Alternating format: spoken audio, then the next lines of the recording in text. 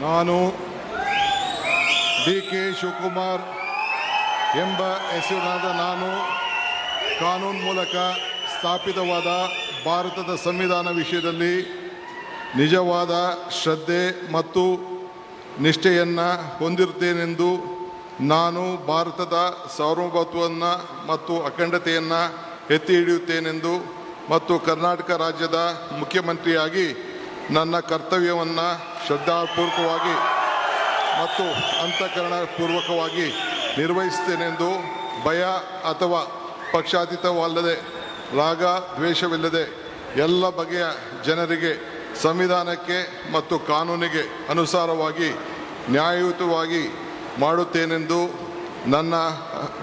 ನನ್ನ ಅಜ್ಜ ಗಂಗಾಧರಜ್ಜನ ಹೆಸರಿನಲ್ಲಿ ಪ್ರಮಾಣ ಮಾಡುತ್ತೇನೆ. ಶ್ರದ್ಧಾಪೂರ್ವಕವಾಗಿ ಪ್ರತಿಜ್ಞೆಯನ್ನು ಮಾಡುತ್ತೇನೆ.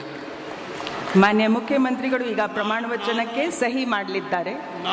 ನಾನು ಡಿ.ಕೆ. ಶಿವಕುಮಾರ್ ಎಂಬ ಹೆಸರಾದ ನಾನು ಕರ್ನಾಟಕ ರಾಜ್ಯದ ಮುಖ್ಯಮಂತ್ರಿಯಾಗಿ ನನ್ನ ಪರ್ಯಾಲೋಚನೆಗೆ ತರಲಾಗುವ ಅಥವಾ ನನಗೆ ತಿಳಿಯದೇ ಬರುವ ಯಾವುದೇ ವಿಷಯವನ್ನು ರಾಜ್ಯದ ಮುಖ್ಯಮಂತ್ರಿಯಾಗಿ ನನ್ನ ಕರ್ತವ್ಯವನ್ನು ಮುಕ್ತ ನಿರ್ವಹಣೆ ಅಗತ್ಯವಾಗುವುದೆಂದು ಸಂದರ್ಭದಲ್ಲಿ ಅಲ್ಲದೆ ಅನಾತ್ಯ ಯಾರೇ ವ್ಯಕ್ತಿಗೆ ಅಥವಾ ವ್ಯಕ್ತಿಗಳಿಗೆ ಪ್ರತ್ಯೇಕವಾಗಿ ಅಥವಾ ಪರೋಕ್ಷವಾಗಿ ತಿಳಿಸುವುದಿಲ್ಲ ಅಥವಾ ಬಹಿರಂಗಪಡಿಸುವುದಿಲ್ಲ ಎಂದು ನನ್ನ ಅಜ್ಜನ ವೀರ ಗಂಗಾಧರ ಅಜ್ಜರ ಹೆಸರಿನಲ್ಲಿ ಪ್ರಮಾಣ ಮಾಡುತ್ತೇನೆ. ಶ್ರದ್ಧಾಪೂರ್ವಕವಾಗಿ ಪ್ರತಿಜ್ಞೆಯನ್ನು ಮಾಡುತ್ತೇನೆ.